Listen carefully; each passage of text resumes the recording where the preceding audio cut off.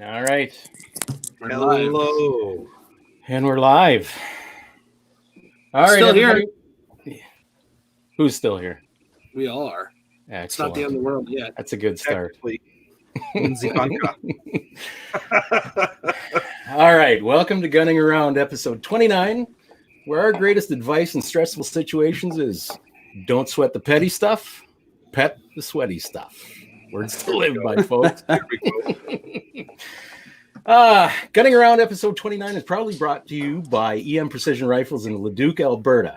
EM Precision is one of Canada's premier long-range and precision rifle builders, established in 2014. From lightweight hunting rifles and precision starter packages to extreme long-range boomers, EM Precision has the expertise to get you up and running with confidence.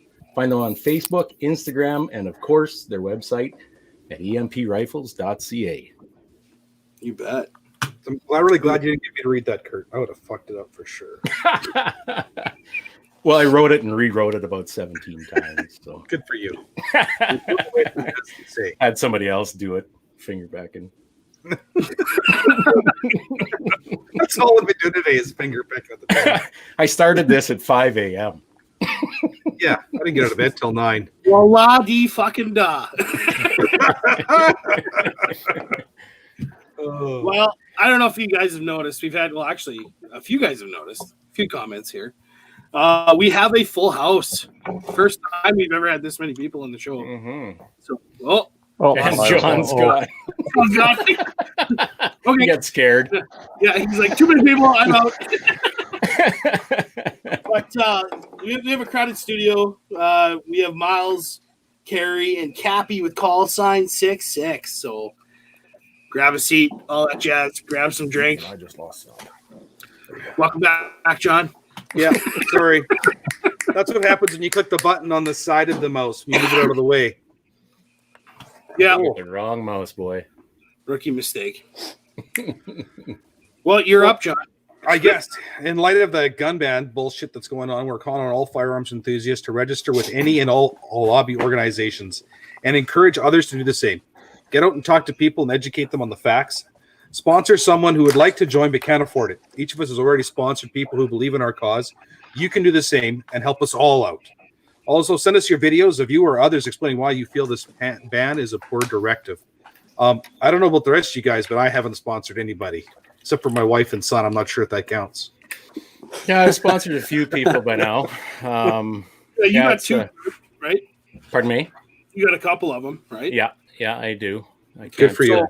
Yeah, I can't do this forever, but if anyone out there cannot support any of the orgs, so that's the CCFR, the CSSA, the NFA, get in touch with us. We will find a way to get you a membership. Okay. yeah, we'll do something. Do some crowdfunding. Wonder if that's permitted. Hi, Matt. Why not? Yeah. All right. Who are we? Sean. Yeah, I'm the CCFR provincial coordinator for the Great Province of Saskatchewan, Saskabush.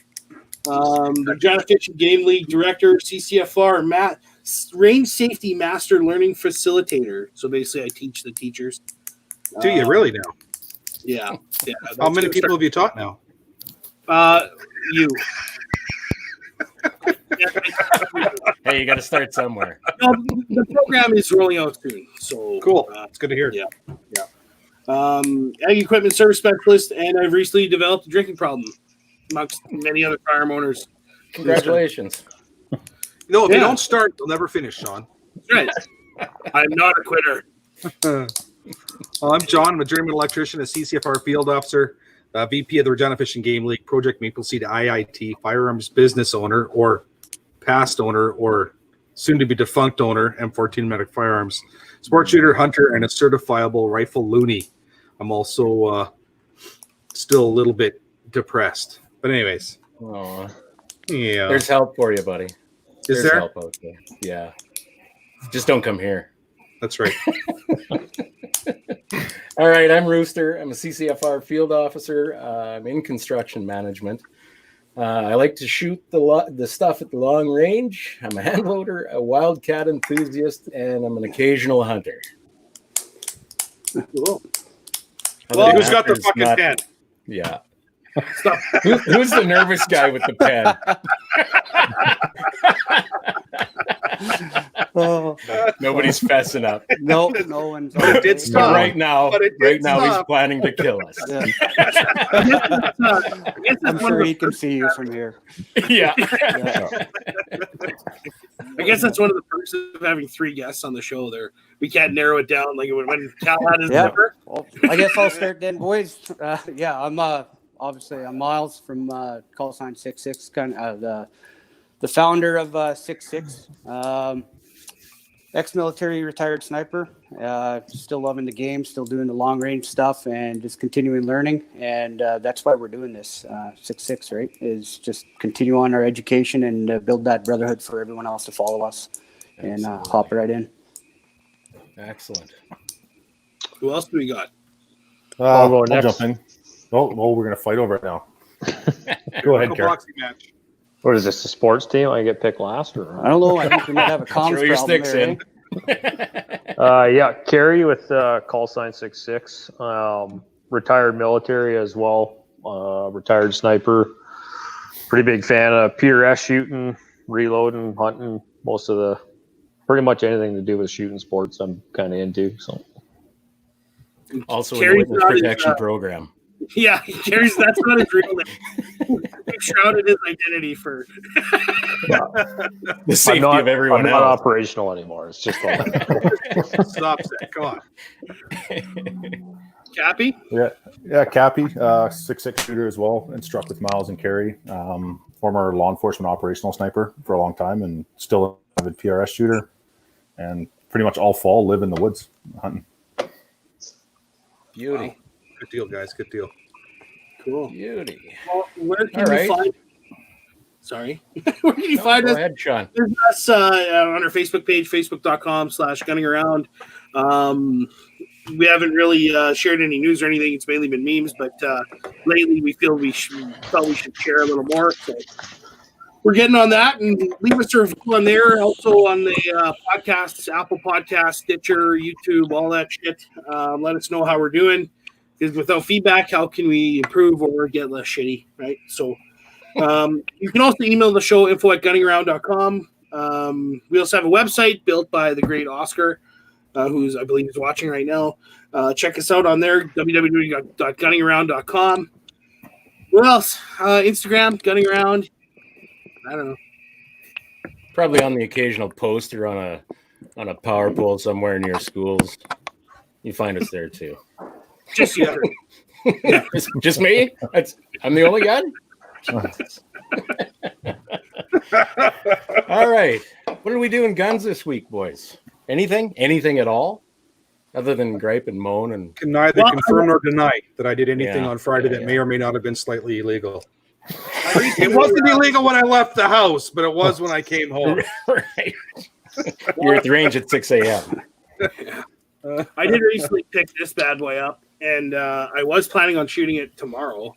Nice. Or tomorrow, as in today. I should have said, but those plans were quickly put on hold. So this is. I originally thought I was getting a BCM Jack Gardner, but this is just a BCM upper with an arrow lower. I don't know what triggers in it, but it's got a surefire weapon light on it. Pretty cool, pretty bright. Heavy profile barrel, dental defense, rear sight. It came with this nifty little prohibited magazine now. So yeah, Cool. John? Or do you not want to say, John, Oh, what you did in guns this week? this week, do we have an hour? Or Oh, I was just going to say I did a bunch of stuff in guns this week. Some of it I'm not proud of. Some of it made me depressed. For instance, doing inventory today to see how much money I'm actually out. Yeah, stuff like that. But anyways, let's just move on from that one with me. I don't want to get too black pilly and rage monstery. So Yeah, no, you can get there too, can't you? Hey Yeah. guys, I'm having a little bit of a comms issue here. I can't hear any of you. I'm going to sign out and sign back in. Sounds good, Miles. Personally, I got out to shoot the 6.5 by 47 a little bit again to do some refining and load development. Same with the 6.5 Rooster. Actually hosted Thursday, I guess it was. I hosted a crew of guys from a construction site their superintendent takes them out, kind of a project end wrap up shoot. Cool. 23 guys at my range, and quite a few of them hadn't ever shot any guns before. Oh, that sounds like a really good time. Yeah, they're seriously fucking lead deficient.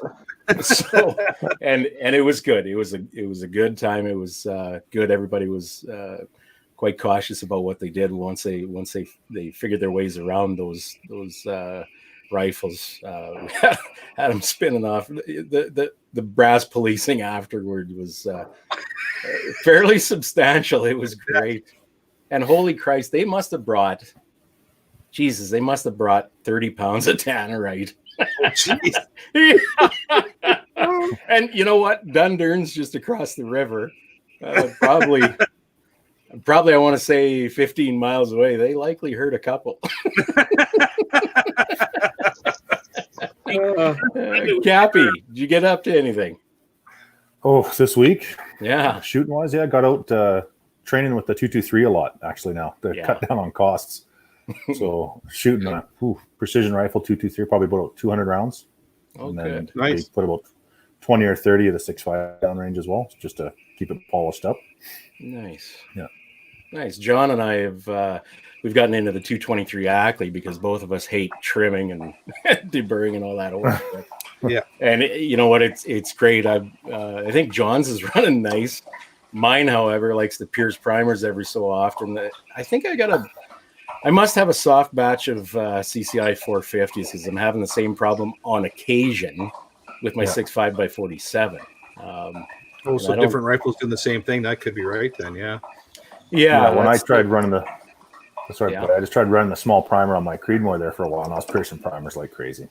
Oh, is that right? So I don't feel so confused about it then. But yeah, it's nice to have those little rifles for the training, and they're a lot less expensive than the bigger ones for sure.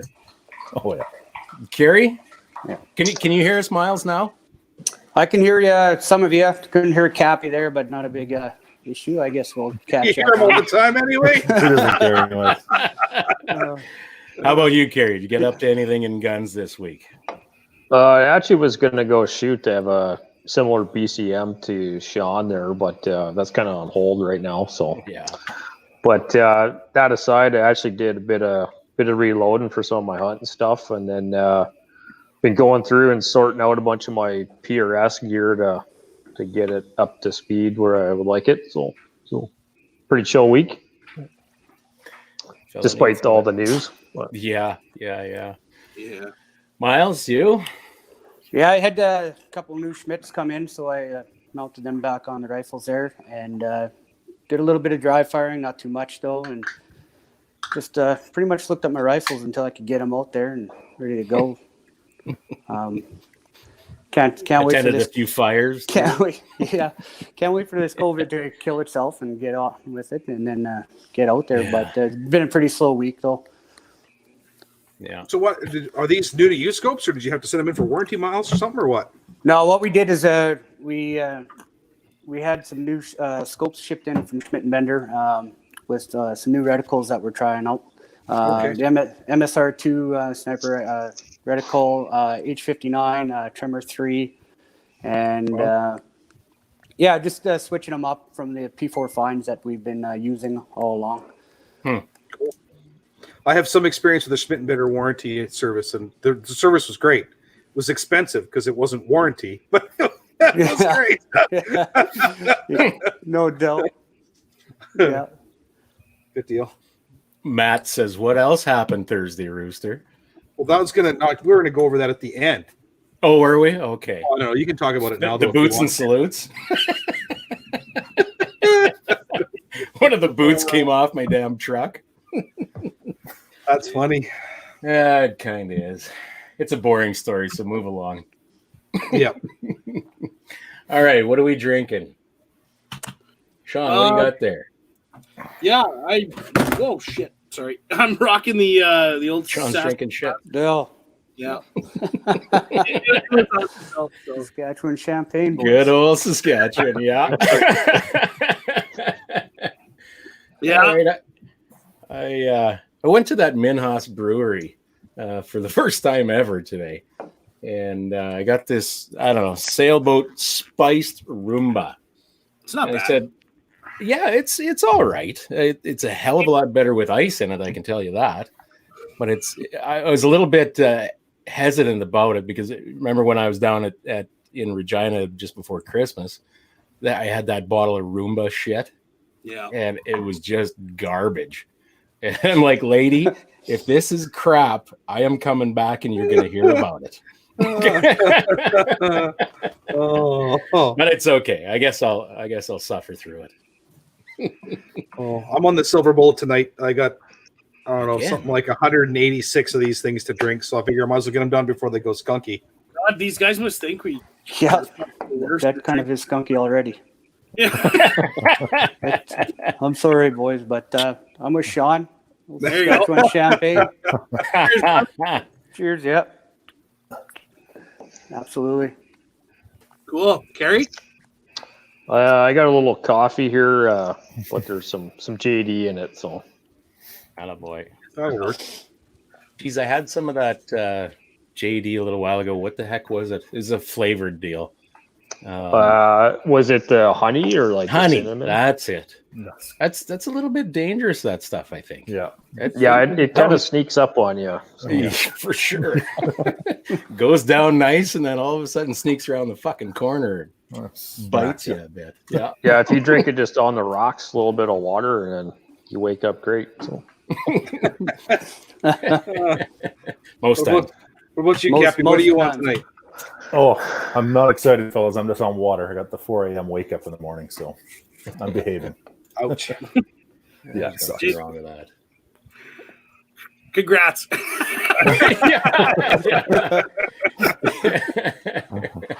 All right, on. If I wake up Well- at 4 a.m. this morning, it'll be because I had too many of these and I have to pee. Or is it just because you're getting old? I could do that too.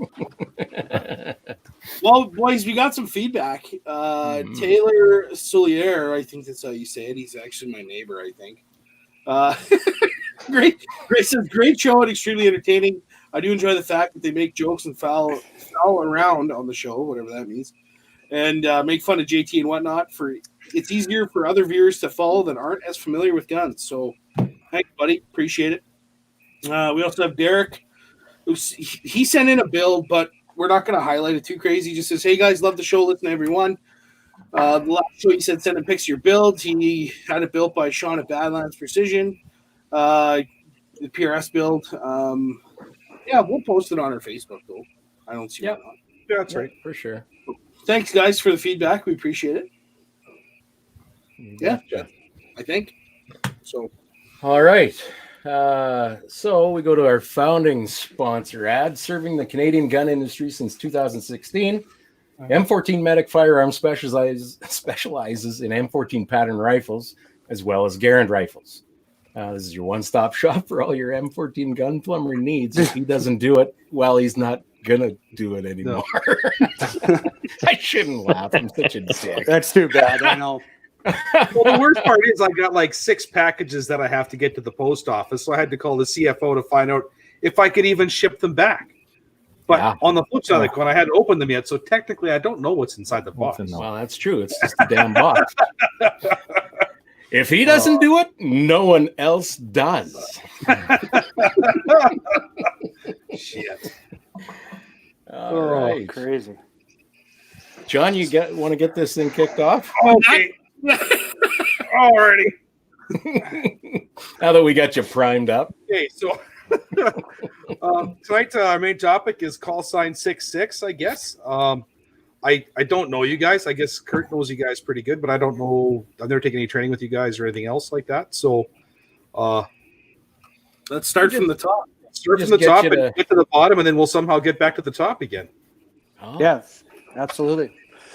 So basically, how it all folds out is we're kind of a multi-directional organization, kind of veteran founded, where we take on the R&D side of things, ballistic applications and shooting applications for military, civilians, law enforcement, and kind of become that info session or info place where everyone can come to. We I think we kicked off starting, myself and Nate kicked this off in late 2015. And our first civilian courses that we ran were late in 2016.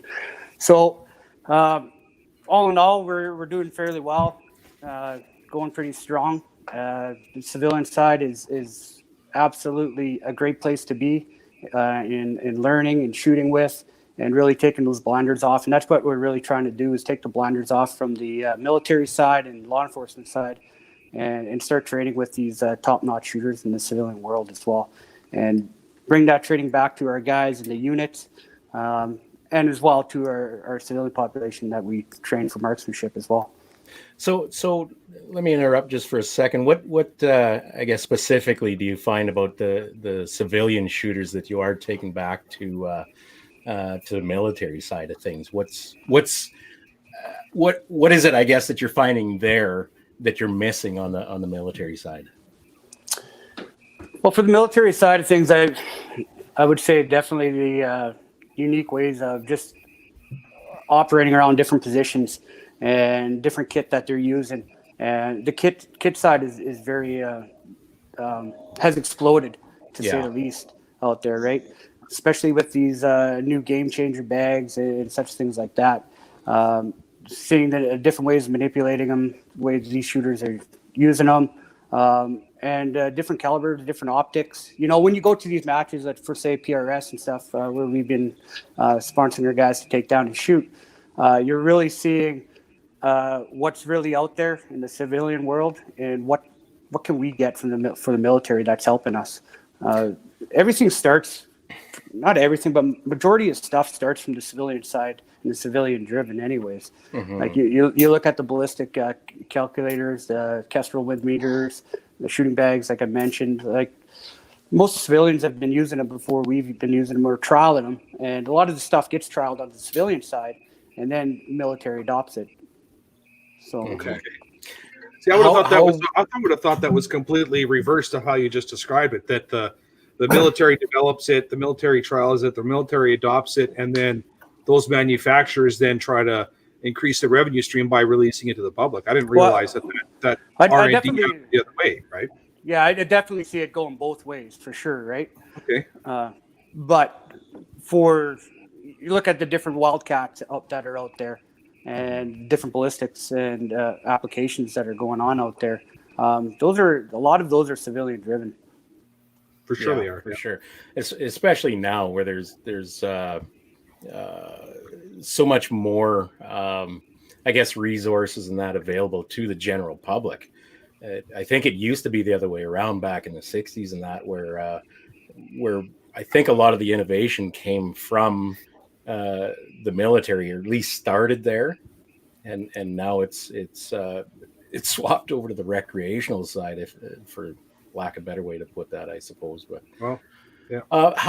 How handicapped are you guys, or is the military with getting some of this equipment that we're now seeing on the civilian market? I know there's all sorts of what do I want to say? Budgetary concerns and things like that with the military, and who they're dealing with for supply and all that sort of shit. How tough is it to introduce new things? Well, for the most part, I'd say that we've always done extremely well with what we've always had, right? And that's the Canadian way. That's what we do, right? Yeah. We make do with what we have. Make it work. And we do a hell of a job at that, right? There's some things definitely that are out there that we would like to get in our possessions a lot quicker. The procurement process in the military is unreal and quite frankly terrible and slow. And I'm not going to say it's because of the people, it's just the system and the way things go. I'm not here to point fingers, but it is. It's absolutely terrible. So Some units operate different than others and are able to get a little bit of kit here and there. The smaller things like the game changer bags and stuff aren't so hard to get in, obviously. I mean, most of the times as it comes for kit wise, you know, rucksacks, bags, gear, whatever you're rolling as webbing, chest rigs, it's been our lifestyle to purchase it on our own if we don't have it, right? Oh, okay. So not saying that the military doesn't give us stuff, but a lot of us, it's customizing your rigs to yourself, right? So there's a lot of purchases we do on our own, but for the most part, I'd say our guys are pretty well taken care of. But there's always better gear out there that we always want, right? I imagine that's a little bit different story for the infantry than it is for you guys, hey? Yeah, to some degree, yeah, for sure. yeah, you bet. For sure. All right, stuff, it go just ahead. isn't cheap, right? Stuff Yeah. just isn't cheap, and budget cuts and all this political nonsense that's going on here. Yeah, it all comes down to cost. All right. What about you guys' military history, each of you guys, I suppose, if you want to get into that? Carrie, No? you could go ahead and start. Nobody? Yeah. We're not saying anything. Move on to the next point, Yeah. please. Yeah. I'm perched. So one of the big things too, like for me that I'm slowly getting used to is like where we come from. Like you don't, you know, everybody's pretty, you can't really get, if you ask somebody, you're not going to get what they've done. You got to usually talk to the other guys because most guys are pretty low key. You know, they're not looking for the attention, right? So it's something I'm getting used to anyways, is actually, you know, like promoting 6.6 and ourselves. So, but yeah, I did 15 years. I actually just retired last year. So had a pretty good career. Got pretty lucky, like timing wise. Like I got in right out of high school, joined. 9/11 happened right away, so we're actually pretty busy, which was good. So, but I didn't have to deal with the peacetime army so much for myself. But it was, yeah, it was a good time. So It's good. Good. Yeah, and for myself, I did 18 years. I joined back in '96, straight out of high school as well. And first tour was in '99, kind of a NATO tour in Kosovo there. And then I didn't hit went into the sniper cell there. I qualified back in 2002, 2003. And then from there, since on then, it's been, like Gary said, in our career, it's go, pretty much. I did a split service after my second tour in Afghanistan. I got out and did some private security in Iraq for a year and a half. And then kind of got called back to the ranks and then went on my last final tour with the guys, with the teams. And then did a little stint in the fire service and got out. And now currently doing 6.6 and firefighter as well. Wow. Cool, man. Cappy, what's your story? Yeah, for me, not nearly as exciting. I did the military thing back in the early 90s when it was really boring. And I got out and actually went to law enforcement side and I've been there for 21 years. Vast majority of it was a full-time tactical unit for a large municipality. So operational sniper there for almost 15 years.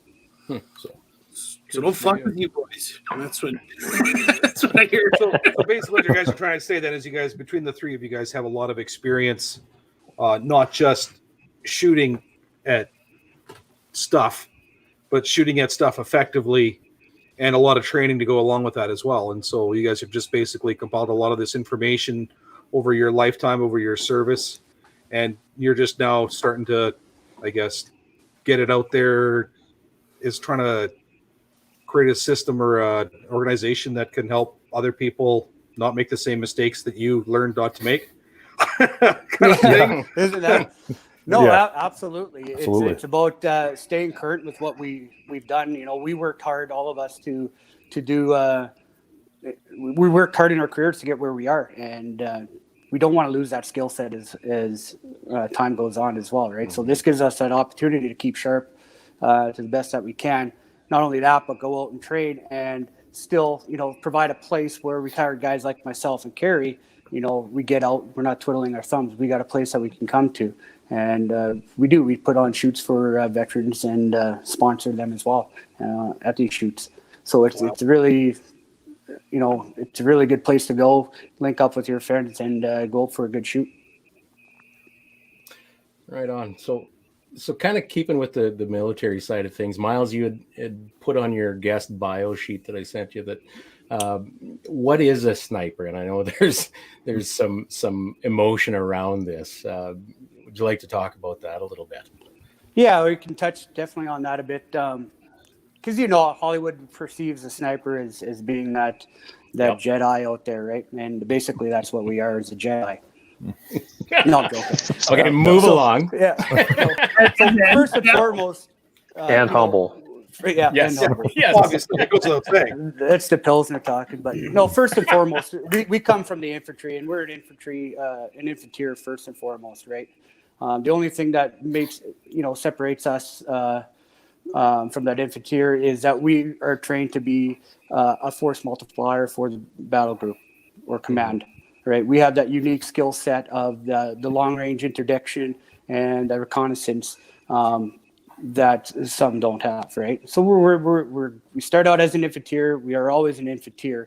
We just have a unique skill set that puts us kind of out there a little, maybe above and beyond in our field. Right, that reconnaissance and intel thing is one of the biggest things I think that gets left out, like you say, in the Hollywood sort of picture of a sniper. Hey, I can imagine that part of things is a huge part of your job in the military, is it not? Yeah, it's a majority of and it law enforcement. Sorry, Cappy. Oh, no the worries. majority of it is reconnaissance, absolutely. For sure. It all depends on what operation you're doing, what mission you're doing. A lot of it is reconnaissance. No matter what you're doing, even if you're on a Right. target, you're doing reconnaissance nonetheless, no matter what you're doing. So reconnaissance is a huge part of it. Yeah, you bet. The big thing with it too is it's mastering the basics. Like, everybody think it's a lot of advanced. Not there are certain things to some of the ballistic stuff like that, but it's mastering the basics of the job of an infantier is essentially what it is. So I get you. Yeah. Like shooting is considered to be the easy part of the job compared to everything else that follows along with the tasks at hand and the implied tasks. Gotcha. Makes sense. All right. Callsign 66 courses now. What all you guys offering? And how's this COVID thing's screwing that up for you too, I guess? Yeah, COVID really kicked us in the nuts like everyone I bet. else. That's Yeah. for sure on the training side. But I can say for myself, at least, I'm still working and fortunate enough to be working. But yeah, on the shooting side, yeah, absolutely everything dropped. We had some big things. We were going to go down to the States and do our training down there. But that all got pushed aside until this sums up, for sure. But for courses that we do offer, so we do offer, like on our civilian side packages or our baseline packages, we offer our kind of more of the baseline stuff where we start with the precision and accuracy, where we work on our fundamentals, and that's our base where we need to work on to get that shooter up to the understanding of honing in on his fundamentals and providing those groups so we can work on the accuracy part down the road. And then we have the wind spotting where we work on our wind calls, and we just roll that from our previous courses, roll that into a good 2 days of on the range, learning our ballistics, our rifle systems, and honing in on those wind calls. All right. You've got a couple other things listed on your website here. Your positional rifle course and practical precision rifleman course. Now, there's probably a lot of people that really don't know what that would entail, the practical precision rifleman course. What does that look like opposed to, say, something like the precision and accuracy? So that the precision and accuracy course is basically the 2-day course. The rifleman course is stretched out to do a 4-day course. And we have stretched it out to a 5-day course depending on the clientele. Right. But we've been asked to stretch it out for people that spend their time to come in and they want more than just a 2-day course and they want kind of a whole package kind of deal. And that's where that course comes in. You kind of get the best of everything in those 4 days, 5 days. So we'll work on our, the fundamentals to the wind spotting, moved into the positional, and then the last day is a confirmation of where we do some pretty badass shoots and put everything together. Nice. Where do you guys put on these shoots, or is that classified? Or do you go to clients? Yeah. Well, we have been operating out of Nose Hill Gun Club, just north of Concert in Alberta, which is a phenomenal range. Yeah. We can punch out to 1,400 there, meters, no problem, and it's beautiful. It gives us all the opportunity, the shifting winds, the rolling hills. It's a great course to put these, or great place to have a course to fire there. We travel wherever a course is needed. So we have been in Saskatchewan. We've been in BC as well. We've been slated to go to Ontario this year as well. However, COVID just kicked us in the nuts there and set us back. Yeah. The States, we've traveled down to the States and done some law enforcement training down there as well. But strictly for the civilian side, that's our packages that we've been offering. But yeah, if there's a course or guys need a course put together, we'll definitely travel. So what sort of criteria do you need in a range for a contracted course? Oh, you can't hear me now. Oh, right. Sean just asked, what sort of criteria do you need in order to put on a civilian course? What criteria in a range, is that right, Sean? Yeah, Or the range. facility. So say I wanted to have somebody come, or you guys come out to our range to put on a course, whatever that course may be. What are the steps or the necessities needed? What are you looking for in a range, I guess? Facilities Miles in the facility to put on a course like what Number you of would people, offer. etc. So it all depends on what we're offering, what kind of course, obviously, right? If we're going to do the precision accuracy course, where we're not really looking for the long range stuff. We're working on the fundamentals. Anything from the 300 to the 500 would be more than enough. It's always best to get more range. That way we can punch out further because we want to eventually get there anyways. Well, that wind comes into play so much more, eh? Yeah. We're able to do 300 for sure. This is where we got to remember we're working on our fundamentals, right? And that's where we're really honing in on the marksmanship principles. So we really don't need the distance for that. However, after doing a day or two of that, it's nice to still punch out and try to hit something further away at 6 or 1,400. For anything longer, we try to, for the wind spotting course, we definitely try to get out to the 1,000-meter mark or plus. And it all depends what we're using for calibers. If it's a private course, if they have a certain lot of, high caliber rifles or bigger bore rifles, we definitely want to try to get some bigger distance. Yeah. Whereas if we're dealing with the 308s, anything past the 5 to 600, we can still make work. Very cool. All right, you know what? This is a good time to take a bit of a break and mention our sponsor here again. Sean, you want to take that? Yeah, so we've mentioned it a couple times in the last couple of days, but email your build, your EM Precision builds over to us at info@gunninground.com. We'll highlight them on the show. Send us some cool stuff, man. Like, let's highlight some of the stuff these guys are doing and kind of show some of those art, because it's art. So send that to us, info@gunninground.com. Tell us about it as well. Don't just send us a picture. Tell us, hey, what is this shit? Like, you know what I mean? So, yeah, or any questions or comments as well. What does it take to get into it? Gary, you got a fuck of a mic there, bud. You hear everything.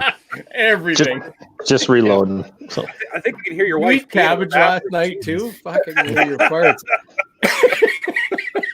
that was Is a that your jack. cat? All right. Well, getting back into this, I guess training versus equipment. What are your thoughts on that, you guys? I'll start off on that one. Especially with a lot of the courses that we run. Like I know Calvin talked about it on the podcast there. So you see a good cross section of different kit, different capabilities. So you tend to either have one extreme or the other. You'll have someone with all the kit they can afford, but they don't know how to put it together, or have very little understanding, to the other way where the guy has a relatively good knowledge, but he's got some 30-30 with a big scope on it or something like that. He's impaired by his gear, Yeah, so everybody has different, they can afford different things or that, but I think training is probably one of the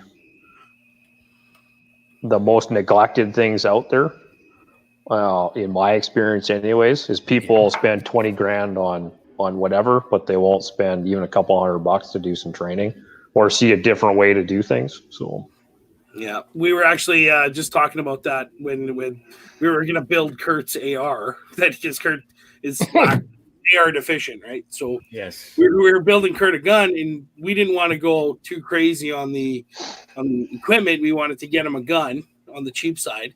Well, and especially since I'm Mr. Utility. He's also broken fuck, but yeah. But then, take that $700-ish gun and then drop another $500 to whatever on training through Earl Green and Phase Line Green Tactical or whatever, right?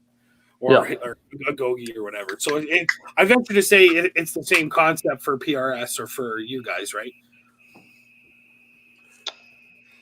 Sorry, I couldn't hear it. Oh man, I'm all screwy. Getting the basic fundamentals down is the biggest incremental jump in hits. Guys try to chase it through equipment a lot, and I think that's what Kerry was getting at. You can spend all the money in the world on equipment, but if you don't have the basics, you're not doing the basics well. Yeah. It's money that's thrown away. Mm-hmm. So yeah, like Sean was saying, you're better off to spend $700 on a rifle and $700 on an optic, and then spend another $1,500 on training, than to sink that initial $1,500 into the optic or the rifle. If you can get a consistent system that shoots MOA, but consistently shoots MOA, and you haven't shot before, you'll see incremental jumps in training if you invest in training over the gun. Yeah. I would even argue, no, don't get me wrong, I'm as cheap as the next guy, but I would even say that if you have something that's in even a 2 MOA, you're still going to see huge leaps and bounds in your potential paying for training than you are for, no offense to EM Precision, but stepping right out of the gate and spending $4 grand on a custom Curtis, barreled action or build or something like that. You're going to see a lot more bang for your buck spending that money on training, I think. But that's I think so too. Yeah, you can if you own a Ferrari but you don't know how to drive the fucking thing, what real good is it? Yeah, that's a good way to put it. So, if you can't get out of the first gear, that's it. Yeah, I've seen plenty of those. Street bikes are a great example of that. The crotch rockets. Oh my god! But you don't have to get out of first gear. So yeah, that's right. Yeah, 1 down, 5 up. You plug. Yeah, you'll see guys too that spend a lot of money. On. So Doug doesn't have a street bike anymore. No. You were saying something, Gary? Sorry. Yeah, you'll see a lot of people spend a lot of money on things that they think that they want or need, and then when they actually start using it, they'll realize that they want or need something else. So, I resemble that remark. Well, you know what? I had kind of you guys are, Sean and John, you're well aware of this. I burnt my 260 Ackley out last summer. And man, did I have a fucking reality check. At the time, I just didn't have enough, what do I want to say, liquid cash to go get another barrel spun on at the time. So I picked up the old Franken rifle 308. No problem, I said. let's just get back at this, develop a load for 175 Match Kings, and away we go. Miles, you're a witness to this. And you know what? No muzzle brake. I shot that 6.5 or 260 Ackley for 1,800 rounds with a muzzle brake. So it was a heavy, bloody rifle, and it was a soft shooter. I go to this goddamn 308, just a stock rifle, no muzzle brake, and all of a sudden I can't fucking shoot anymore. You're like, what the I fuck mean, was that? really, like I was. What's that feeling in my shoulder? It's like Right. that's Right. recoil, Kurt. That's what Merle men feel. The surprise and the lack of control and Yeah. cocksucker. What is this? I had to learn how to shoot again. It was, and I'm that guy that my own humiliation that I put on myself is far worse than anybody else can manage. And it's that gear versus actual skill. Like a lot of the stuff that's coming out now, like custom rifles and gear and everything else, it allows a guy to get complacent, and you can let your fundamentals slip. And that's exactly what I did without even really realizing it. The shame I experienced was just amazing. Okay, so like, sidebar. I know exactly what you mean, Kurt, because this is the CZ LRP I picked up because the gun I bought for CRPS was going to put me in open class, and I figured, fuck it. If I'm going to be an open, I'm going to be an open. So Yep. Then I bought that gun. yeah, that's right. I sold the shot. An Argos, an Athlon Argos. But one thing that I thought was kind of funny was that you notice in the front of this thing, it's got a muzzle brake, and I was like, that thing's coming off like right away because you don't need a muzzle brake on a 22. Well, I had this out on, I guess it was Friday, and I was shooting it, and I could not believe how much more stable this little muzzle brake made this thing. Like it really, I didn't think it would do anything. Oh, did it? But it was absolutely phenomenal to me how much of a difference that kind of stuff makes. And like, I'm not a brake guy. I don't put brakes on stuff because I don't like being beside the guy shooting a brake. So I'm like, I'm not going to be that guy and do it to somebody else. But you're right, Kurt. Like that brake makes such a huge difference. Like if you're behind a rifle and you want to spot your own hit at anything at out past 300-400 yards, a brake on the rifle is just about a necessity unless you have a spotter. Right? Well, So, it's not though, John. Like it's really not. And these guys will tell you, all it does is help you account for things you're actually lacking. If your position is off, like these fucking guys will tell you, if your position is off, if you're not lined up right, your natural point of aim is off, that rifle is going to skip around on you. You're not going to hold it correctly, all that kind of stuff. Yeah. That muzzle brake, it takes so much of that recoil out that it doesn't skip around on you as much. And True. And we get used to that. So we're doing good, right? Yeah. When we have a muzzle brake on, you get back to reality with something that doesn't, and you soon find out you're not straight behind that rifle. Your grip is all fucky and everything else. Yeah, totally. Well, there's a lot of things like on the rifles nowadays, like you said, they are built strong. They're built to compensate for a lot of things to make us shoot better, right? So we definitely can see ourselves, including myself, definitely slip from the fundamentals and being a little lax at times for sure. And I've seen it myself going from one rifle to the next rifle, and it's like, even different calibers from a 338 to a 308, right? You still have to have those fundamentals and think the process through and go through your shooting system and follow up to make that accurate shot. And if you're not going to do that, you're going to see that. You're going to see the results aren't what you want.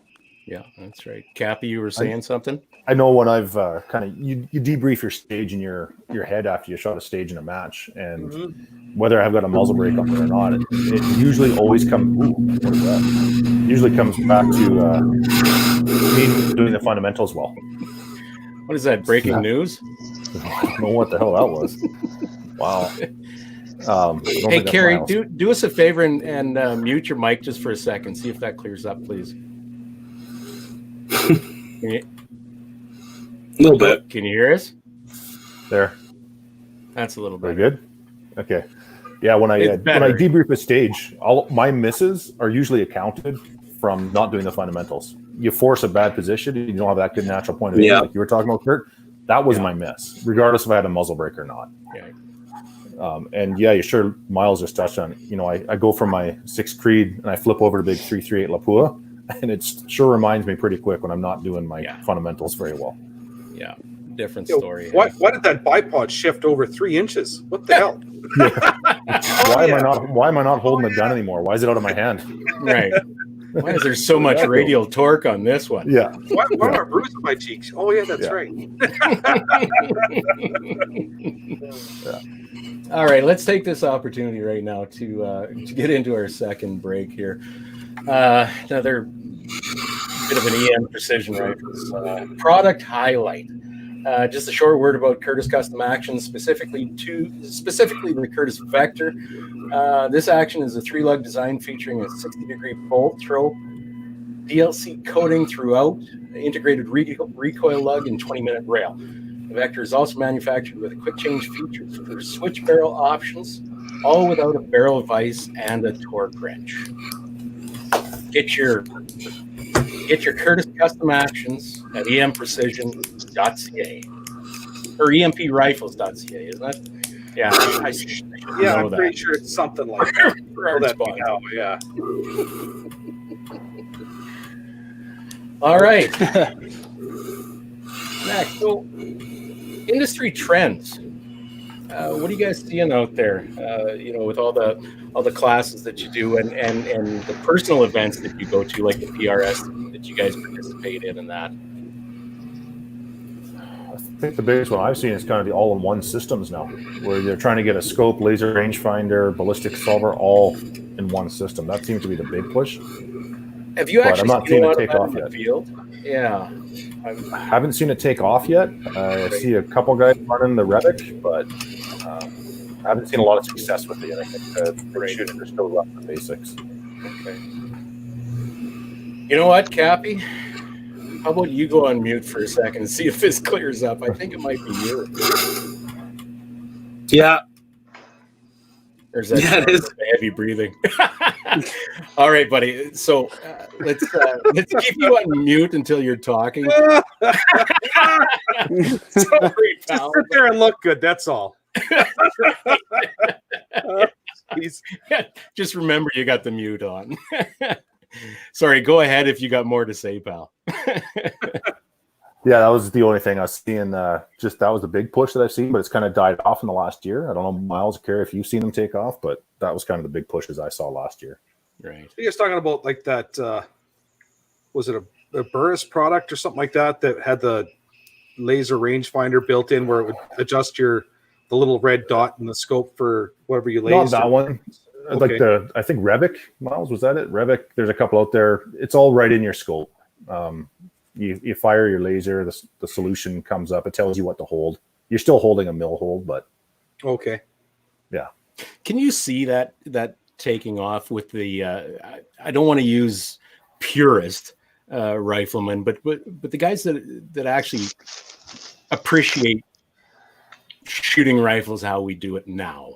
I can see some of the gear geeks really latching on, but how do I say this? The normal rifle guys, do you think that'd even catch on? I think it has to be reliable first. If it's not reliable, we're such a discerning customer base. If it's not reliable, it's garbage. That's true. Same thing with optical clarity and the repeatableness of the clicks when you're dialing up your elevation or voltage, that kind of thing, right? If the optic isn't reliable and it's not consistent, a guy might try it, but it's not going to stay, right? So No, totally. he's going to tell all his friends, don't use that thing. That thing doesn't work, right? So Yeah. Yep. No, we're by far the probably pickiest customer base out there. I guess I'd say for sure. And it kind of goes into the next kind of bullet point for us here is the never-ending gear quest and veering outside your mission profile objectives too far. The never-ending quest for the next big thing, right? The thing that's going to be the game changer for you to bump you from a third or fourth place finisher in PRS to the top of the heap, right? That kind of thing. And So, that shit moves Yeah. fast. Yeah. Yeah. Yeah. It totally does. And I think How much we shit talked about it a little do bit. you actually want to carry around with you? Yeah. How much shit, like, so I know for myself, and I like to stay minimalist when I try to do these shoots, as if I was in the field operating or hunting. And some of the shoots, it would be a lot better if I had that big puff pillow that was dragging behind me, and I can put under my legs and stuff, but it is just not practical in my application. So I tend not to use them, right? I'd rather use a bag that I have with me or something like that. But they do have a place, I guess, in the gaming world, but it's up to you as a shooter. Do you want to use them or not? And what are you there for? Are you there to train, shoot, or you going for points? Are you there to learn, see what everyone else is doing, and what can you take away from that, right? Mm-hmm. It's funny. I've seen some of those videos on YouTube. Shooters going out to the line. They look like a fucking pack horse. These bags hanging off. no, wait a second here. You said hunting. Now, when I'm hunting, I've got a half ton, and I could throw a lot of shit in a truck. It still make room for an elk in there. Like, what's your point when you shoot out the damn window off the mirror, man? Yeah, but I don't shoot the mirror. No. Well, you know what? That's another thing. Actually, is all this training and that translating over to hunting. I don't know which of you guys hunt. I know Miles, you hunt. You other two guys, I'm not sure. Oh yeah, I don't know you guys. Yep. So Quite a bit, yeah. Absolutely, it does. As far as I'm concerned, anyway. Yeah, I find there's a lot of crossover, right? Like, there's the work side of it, and then hunting, and the PRS kind of helps all of it. Like, there's a lot of stuff you can use between all three disciplines. So fence posts and truck mirrors. Yeah, like once you start doing it enough, you start looking at everything as something you can use as a rest or an improvised position, right? So sure, yeah, you betcha. We got a question here in the chat that from Todd Wilson. What do you guys do for dry firing? I guess that would fall into the category of practice at home and not at the range kind of thing, right? So for me, it's a lot of barricade work. A lot of just whatever's in my basement, whether it's the old spare couch, the handmade barricade I have down here, and working on my positional. Mm-hmm. It's a lot cheaper than banging around downrange. Yeah. Todd was on, what was it, a couple episodes ago now, asking about the indoor training systems. There's a few out there. I know what the hell is it? Indoor optical training assistant or some damn thing. I don't know if you guys have tried those. What do you think of them or anything like that? I've heard of them. I've never used them. I don't know if you have, Kerry. Yeah. I've heard of them saying, but I've never used them. So yeah. For me, I still kind of do it the old school. You get your point of aim off the wall, close your eyes, open your eyes back up, and if you're not pointing in the right direction, fix your position. Yeah. What would you say is the biggest fundamental in the entire system, the entire setup? In PRS, or just with like general fundamental? Go ahead, Kerry. Yeah, so I'm just going to touch on something for the dry firing real quick there. Sure. It's like anything. You can spend a lot of money on it too. And like I've heard of some of those systems. I've never actually used one. But one thing I did is I just took like recipe cards. And then I just drew out like 1/4 inch, 1/2 inch, whatever size target you want to practice at. So I use a barricade similar to what Cappy's got there. And I'll just do it at 25 meters. You can put it outside if you want, or you can do it inside, but that way you can practice your positions and you can tell with your position whether you can hold a 1 MOA target or a 1/2 MOA target. So it just helps you build your position and see what actually works before you actually start shooting, and it costs basically nothing. So right. Yeah. No. Yeah, there's lots of ways, I'm sure, hey? Yeah, there's it's kind of there's so many guys that have different ways too. You got to find what works for you, right? So I know a guy in the US that uses one of those like the ocular thing you're talking about there. He loves it, and he's one of the top guys in PRS. But that index card worked for me, and there's quite a few options out there. Okay. We got a question here, a rather good one, I think. Could you speak on scope tracking a bit more? I'm under the impression it's about repeatable dial from one day to another, bearing in mind meteorologically differences of the day. difference. Yeah, his next comment says meteorology differences of the day. So he's talking about I don't know.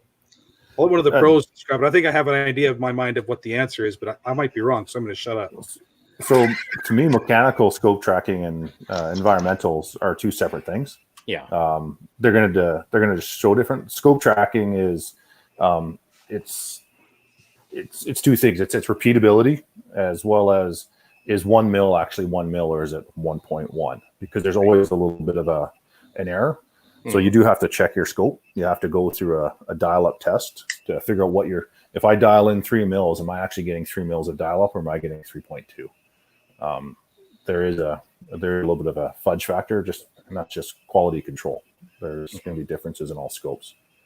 Yeah, a lot of it's going to depend on the quality of your optics too, right? Like you're going to see there's going to be more of an error in that. It's like any mechanical device, right? There's going to be an error no matter, even the top end ones will have, it's going to be very minimal compared to some of the lower end optics, but as long as there's ways you can measure it, and then it's just something to factor in and to be aware of for depending on what type of shooting you're doing. So. Right. How routinely do you guys do the tall target tests and that? Is it pretty much a guarantee with what you guys do just to test out a new scope or periodically test it out? It is. Yeah, especially if something's like if you got something new and you're setting it up, or like a scope that I haven't used, I would do it. It's like you're calibrating something is what it is, right? So. What just for the guys out there that might not know what a tall target test is, what does that involve? Just take a plumb line at 100 meters. Use your same aiming point at the very bottom of the target. Dial your 0, shoot 3 rounds. Dial 1 mil, shoot 3. Dial 2 mil, shoot 3. Dial 4 mil, all the way up to, I'd probably go 3.5, 4 mil, and then actually measure to see if that's what is the bullet is tracking and the scope's imparting on your impact. Okay.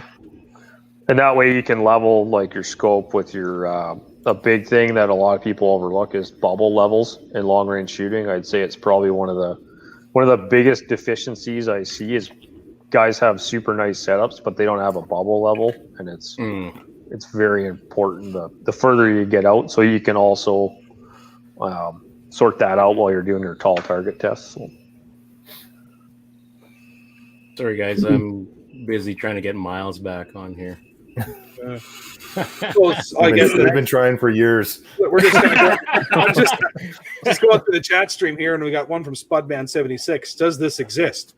A scope with an anti-cant bubble level built into the lens/reticle. I think US Optics had one there for a while. Yes. Sig came out with one. It's becoming one of the newer, like what Cappy was talking about with the computers. Like they're starting to integrate a lot of that stuff into the optics. But it's like anything, I would check that. That's where you would use the tall target test, is to make sure that is trued up correctly, right? So. I get you. Oh, Luke Godden, he's one of our regular listeners. God love him. Here's a stupid question. Ever try a maple seed? Don't laugh. Fuck it. You're going to laugh. LOL. I'm a Project Maple Seed IIT. I'm an instructor in training there. And that's one of the things that we try to impart that bit of wisdom onto our students, is that your body position, your natural point of aim, your breathing, all that stuff plays such a huge role in getting your rounds on target.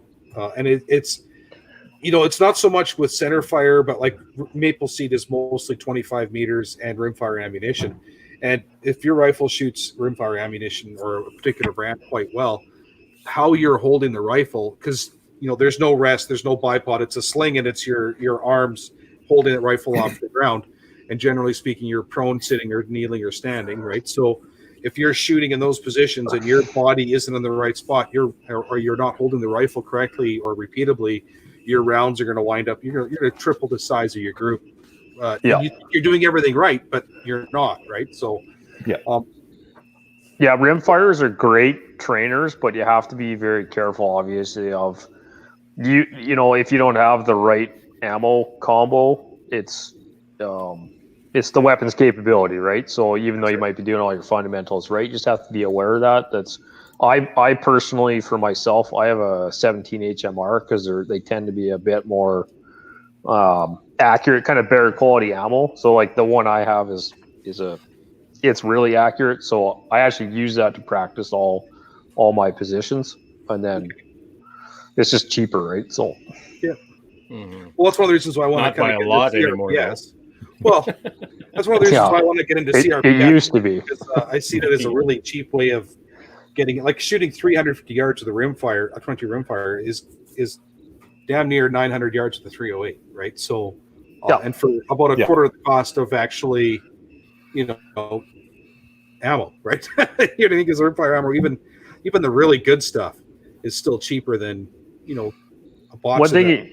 One thing you can do too is like what I actually started doing last year, because as you see with a lot of our ranges, is you're working with shorter distances, right? You don't always have that 1,000 meters or the range that we want. So what I started to do actually just to practice at my place, because like I only have a couple hundred meters, but I actually started using the smaller rimfire targets, but I would set up my PRS stages, but they're just scaled to 75 and 100 for rimfire, right? So I can still go through my pre-fire sequence, my actual stage, my post-fire sequence.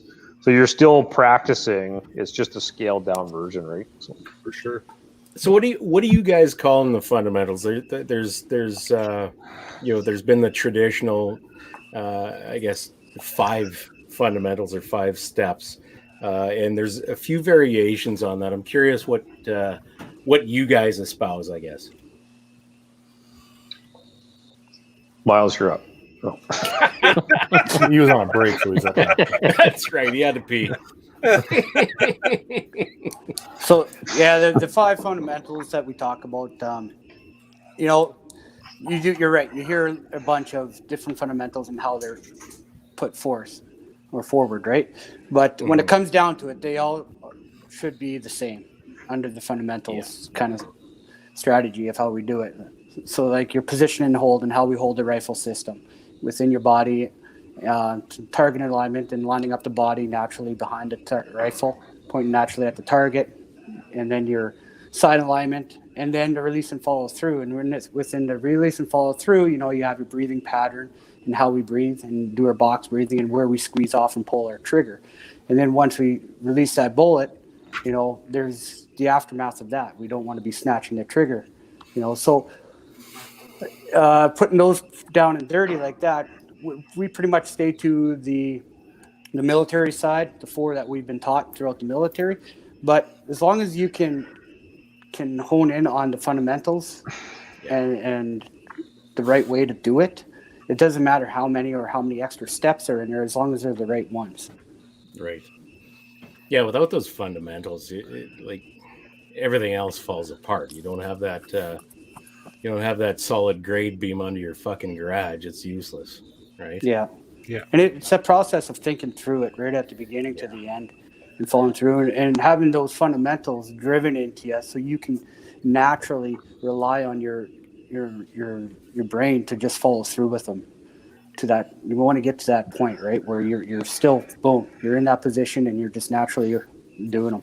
Mm-hmm, mm-hmm. And those apply to like you see a lot of guys, especially the PRS inner-all side, that as they start getting into kind of crazier positions, those fundamentals still apply. Like just because you're in a different position, you still have to apply the basics, right? So. I find myself that the 2, for whatever reason it is, the 2 toughest things to keep in that whole sequence is my approach and that trigger follow through.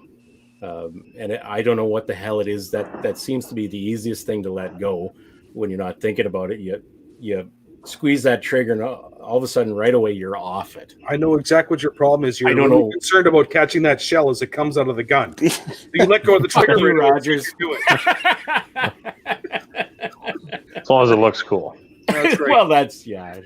Brass It's is about the expensive. only thing I do that looks cool, I guess. I don't know. That beard makes me go, mm-hmm. No homo. No homo. Right. Don't get weird here, man. Don't get weird. We had a question a little while back. I don't know how well this applies here, but is rimfire PRS harder than centerfire PRS? I've actually never done the rimfire side of it, Right. Cappy. You done it all? I haven't shot the competition like Kerry. I've trained, and it's scalable. Like, Yeah. sorry, Sean, I think, or John, it was you that said a 300-meter shot with the rimfire is like a 950-meter shot or a 900-meter shot with a 308. Well, when you're talking, when I shoot my rimfires out to 215, 250, I'm giving it 7 to 9 mils of elevation, and when I transfer that over to my 243 Ackley, that's getting out there. Yeah. You know what I mean? Yeah. Like I think 600 yards is only 4 mils of elevation with my Ackley, so it's like it makes a big difference. And wind really, especially when you're shooting subsonic rimfire ammo, the wind effects on that projectile are really pronounced. Like you can see a noticeable wind shift in gusting winds, especially shooting rimfire at 100 meters. You can see a pretty drastic effect of what that wind gusting from 30 to 50, what it's doing to that bullet as you're shooting at 100. And I personally think that it's great practice for when you want to, put on your big boy pants and dig out your full rig, right? You know what I mean? Totally. Shoot rimfire, shorter range. It's not that hard to get 200 meters or 300 meters on a rifle range in Canada. Getting a rifle range that goes out to 800 or 1,000 is a completely different bowl of wax, right? So, shooting rimfire out to just stretching it a little further. Like there was like 6 years ago, somebody told me they were shooting a rimfire out to 300 with repeatable results. I would have told them they were smoking crack, because there's no bloody way any rimfire I owned at that time was capable of it. Well, I've changed my tune somewhat recently, so. But it's all the technologies, whether it's bullet technology, scope technology, like the rifles, everything it's progressing so fast, right? It's hard to keep up with sometimes. Yeah. Here's a good one here too, for you guys, I guess. What's the cost of cost and amount of ammunition required for, say, a level 2 course? And would you take someone on a level 2 if many years of previous experience in training? So a grandfather clause for your courses? For old dudes, yeah. Yeah. Usually what we do is we'd reach out to all our registries, and we talk to them about the course prior to and ensure that they have the previous experience that needed. We have had some guys show up that, say they have been shooting for so many years and have so much experience and get out there and obviously start slowing down the crowd or the other students. We're pretty diverse in our training and our instructing, where we're capable of, if we do have that problem happen, where we can take that guy aside, or a team or 2 shooters perhaps, if that happens, and work on them and try to get them up. The last thing we want to do is hold back a whole class because of 2 or 3 guys. So we do work a 4-to-1 ratio, so 4 guys per 1 instructor, for those reasons, and to give our students the best, I guess, get what they paid for, right, to come. So The best bang for their buck. if you do say that you are, you have that experience, we expect that experience from you. If not, you're really going to hinder yourself by coming on that course. It's best to go on our precision accuracy course and spend your money wisely on that, and then come to the next one. As for cost on the courses, It's $800 for the 2-day course, and then the cost of your ammo and your rifle system as well. And we can rent our rifle systems out and accommodate you with the ammo with that as well if you want to run a Ferrari or, like Kerry said, a Lamborghini. We definitely have the PGWs for that. But there's nothing wrong with bringing a subpar rifle or your hunting rifle if that's what you want to learn on, and that's what you want to learn the capabilities on, and you want to be a better shooter with that rifle system. You'll just learn that very quickly that your capabilities may be subpar to your expectations. Mm-hmm. I hope that answers your question. If not, shoot us an email or give us a call, and we'll definitely help you out and guide you in the right direction. Sorry if I kind of zoned out there for a second, but did you touch on? It happens. Fuck off. Did you touch on ammo quantity for that 2-day course? Quantity? 200 rounds is what we ask. Right. It's very rare that we would shoot out past the 200 round mark, but it's there in case we have problems as well, or in case at the end of the day you do want to shoot some extra rounds. Right. But usually 200 rounds is what we ask for. 200 grades of match grade ammunition. Mm-hmm. I have yet to find the situation where I wish I had less ammo. So yeah, no shit. Hey. Definitely. You maybe have some life experiences that have maybe skewed that thought process a little bit, though. So the more the merrier. And that's it. I think we got time for 2 more questions here, one of which is mine. So sorry, folks on the on the interwebs. Robert McMorrin, I've heard about post-shot positioning. What's that, and why is it important if the projectile has left the barrel? And silence. Is he talking about follow through? Is that what I'm not sure. I'm assuming I'm assuming so. Like in my mind, I guess post-shot positioning is all about. It's how you know for sure that your natural point of aim has been achieved and that you're in a good firing position. Because if you haven't moved a bunch and you're stable and the trigger breaks and you're looking through the optic and you see that splash, the bullet hit the steel target before you even release the trigger, that's what good follow through means to me, right? Like, I mean, when you're stable enough long after the round has hit the target, that you can still see nothing's moved, everything's still stable, everything's still good.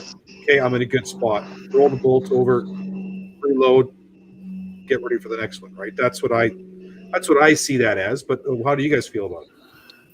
Yeah, for me, it's the natural point of aim. When you're forcing your body to twist to hold the reticle where you want it to go, as the firing process is starting, it's already enacting pressure on your body. You're going to start twisting off target, or you're going to start getting cockeyed, and you'll see it. Like you're shooting a funny barricade with wonky foot positioning, and you start to break the shot, and now you're looking through your scope, and you're a mil to the right. I'm like, that's not even going to be close. You'll end up in your natural point of aim. Yeah, your body's going to get forced over to your natural point of aim under recoil. You bet it will. All right. Last question from me is we didn't touch on the female shooting course that you guys put on. I know you did at least one last year, didn't you, at Nose Hill? Yeah, we did. So tell us a little bit about that and the reason why. There's actually a lot of interest in the shooting sports, especially, but even the PRS side. And I actually shot with Regina Malkovich when I was down shooting a PRS match there, and she kicked my ass. So, well, she's no slouch. I know that. They're a lot of them are intimidated to get into it, right? Yeah, so, for sure. And most guys won't admit it, but there's a lot of guys that are intimidated to get into it. Yep. So we're trying to give them an avenue where they can actually come and learn it, and because most of them don't know where to start, right? And there's some good shooters out there, and it just gives them an option to get into the sport. So cool. Yeah, I figured that just to give them a leg up, sort of thing. And it is pretty intimidating. It's I I think it's a lot like women in construction used to be.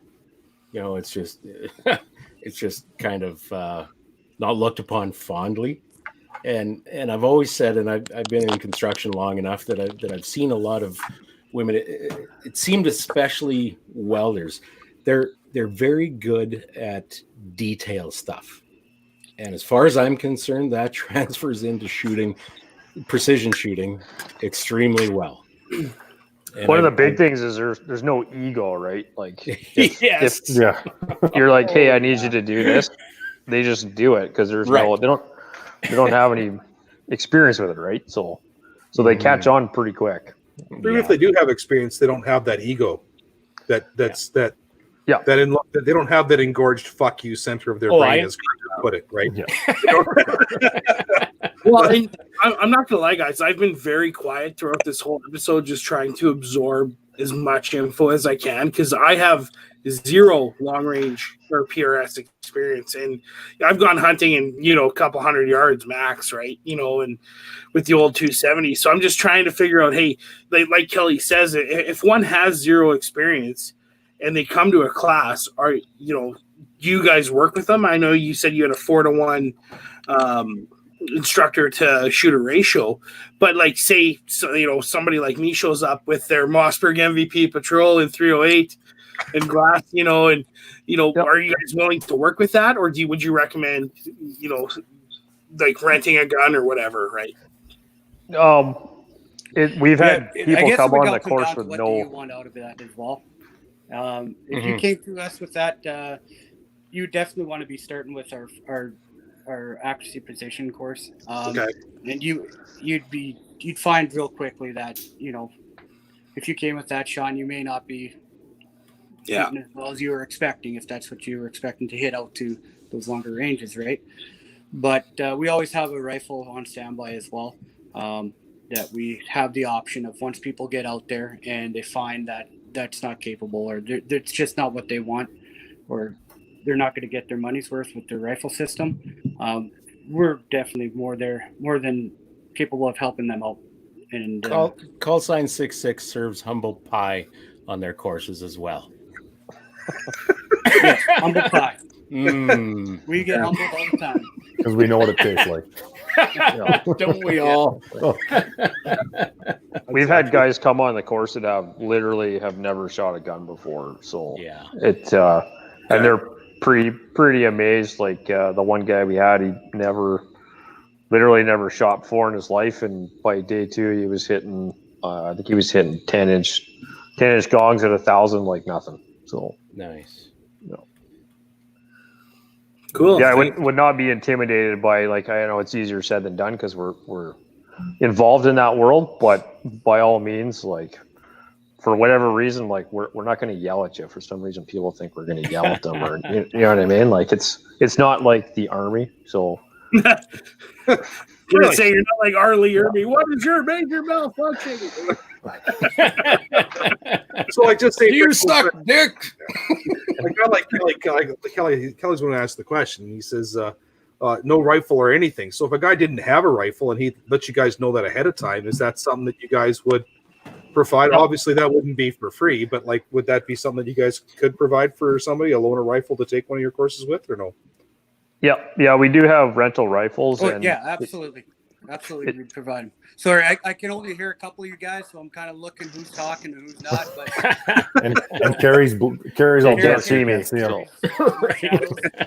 But no, absolutely. Like we have rifles that you can rent, and we don't mark up our ammo. We get it for what we get it, and we're there for you. We're there for the students, and we want to make it enjoyable for them and ensure that they get what they paid for. Absolutely, 100%. First and foremost. Cool. Awesome. Well, guys, I suppose we should probably get this going down the closeout side here. Unless Sean and John, you had anything else? I've got so many questions that we cannot fit into the rest of the show. Pick 3. No, we're good. Thanks, guys. We really appreciate you coming on. We hope you did we did you a bit of a service here, and trying to highlight some of the stuff you guys do. So thanks, guys. Keep it up. For Thank you. sure. Make All sure right. to keep Kurt apprised of when you guys are coming to Saskatchewan next time, so we can, hopefully get together and do some Well, 12-ounce grills, if nothing else. Unlike you guys, I'm pretty sure Miles will let me know if he's coming to my range. You sons of I bitches. always tell you before I show up there. Sometimes always I'm tell not you, Kurt. Yeah. Yeah, We we're will be coming up there. this afternoon. We've already been here for 2 hours, by the way. Right. All right, what do we got in firearms news, boys? Well, I don't want to keep it too political, but the whole shit that's going on. Obviously, the big news, I guess. Yeah. Well, the gun ban, which we covered on our microcast, which we still haven't put out on the interwebs yet. But the one part I wanted to add to that, so we finally have a unified we're moving forward here. We got the CCFR, CSSA, and potentially the NFA and the CS AAA all working together here on a project, and that is unheard of. It's phenomenal. So That is amazing. That is amazing. Well, it's what should have happened a long, long time ago. Yeah. It happened 2-3 years ago. But yeah. yeah, and maybe if that would have happened, it wouldn't have gotten as far as it did. But like you guys say, egos come into play, and so all the organizations are reaching out or put out a press release stating for the immediate resignation of Minister Bill Blair. So for what that's worth, right? So well, hey, it's a step in the right direction. Yeah. One of the first steps, anyways. Like, let's get rid of some shit right off the top of the fucking pot. Yeah. I'm sorry. Was that out loud? No, you're good. But that's all the real news besides the ban that I can find. So yeah. All right, our naming and shaming segment. Yeah. Human who doesn't suck of the week. Me, I picked Scott Moe. Potentially, I'm not sure how much of a backbone he's going to have. He's said a few bits about this whole thing. Whether he'll stand with it or not is yet to be seen. Damn it, my memory fails. Gary Breakwitz, the Alberta MP who started the petition last fall. So That's the one. Him, Rod Giltaka, Tracy Wilson, Tony Bernardo, all the CCFR and CSSA members hard at work on the current legislative situation. And being active on the social medias, very much. Information via the CBC articles, via the whatever. Yeah. If Michelle I Rempel's actually stepped up as well, Yeah. which isn't much of a surprise, but I failed to mention her in the first place. Yeah, she's taken on this shit too. So, I would like to ask all of our listeners right now, if they can, to write 3 letters before next episode, next Saturday. 1 to the Prime Minister, 1 to Blair, and 1 to their local MP, requesting that this be, just to voice their opinion. And you know what? I don't care if your opinion agrees with mine or not, but just tell them how you feel. yeah. That goes so much further than signing a petition. That's what Tony told us yesterday on our microcast. Just be a little bit more proactive and a little bit more energetic in your advocacy for yourself, if nothing else, right? Yep, for sure. And stay professional. Don't That's it. Don't go to insults or name calling. Educate, because they don't know. They're ignorant. They are not aware. So keep that in mind. So Yeah, Dingleberry of the week. Who wants that? pretty obvious. Yeah. Miles. Yeah, but at least he's a decent No, Dingleberry. that was a good Dingleberry. Well, let's just say the Liberal Party. We'll leave it at that. Yeah. But now I've got a dishonorable mention. Every gun owner, and I hate this term, but the FUDs who say, "Oh, well, they didn't ban the SKS, so I don't care," or they didn't ban my 308. Yeah, no shit. My But they banned my I'm good. I'm out. But anyways, exactly right. Yeah. So that's the most naive and asinine mentality. Because next thing they're gonna come for the 338 Lapuas, and they're gonna come for the sniper rifles, right? And the pistols, and yeah. So just again, Semi-auto didn't get banned this time doesn't mean it's not on the chopping block. That's right. Right. We've And the kicked pump the back- sleigh down the slippery slope already, That's right. and the And fucking don't thing's picking up blame- speed. Don't blame law enforcement, guys. It's not No. their fault. It's not. They're doing a job that, frankly, a lot of us, 99% of us, cannot do. So, show some respect. It's not their fault, and the majority of them are gun owners themselves. So, okay, I said it. Cool. So let's move on. Join the CCFR, the CSSA, the NFA. Help out Callsign 66. Help out everybody. Spread the wealth. If you guys cannot buy a membership, if you aren't working, don't. You got to put food on the table. You got to support the family first. Right. Reach out to us. We'll find a way. We'll find a way to help. So, info@gunningaround.com. Wouldn't hurt. If you guys do have some extra cash, donate. Buy a shirt, sticker, hat, patch, cup, Zippo, whatever the fuck is on there. Just Cock ring. No, I don't think so. Oh, they should start selling Zippos. I'd buy one.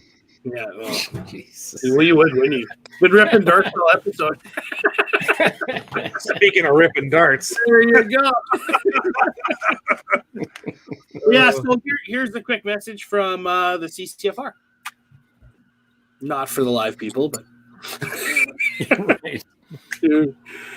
all right, I'll figure it out. Welcome back. So, flavor who we country. got for shoutouts? Got me to go? Yeah, What's that, it's your sorry? first, so you should go. Yes. Tony Bernardo for coming on last minute to the show yesterday, making time in between his all the media shit he was doing. Thank you, sir. We Like he literally fit us in between two other Yeah, I did. interviews with major media. So that I really appreciate that, Tony. That was awesome. For sure. Does that mean we're major media? No, we're definitely small fry. All right, my shout out this week is to all the legal firearms ownership advocates and all the folks out there dispelling the toxic vitriol of the current government and the magpies who repeat the shit the government spews. Magpies. Wow. Word of the day, magpies. Wow. So And my our shout-out- number is 12. 1, 2, 3, 4, 5, 6, 7, 8, 9. No?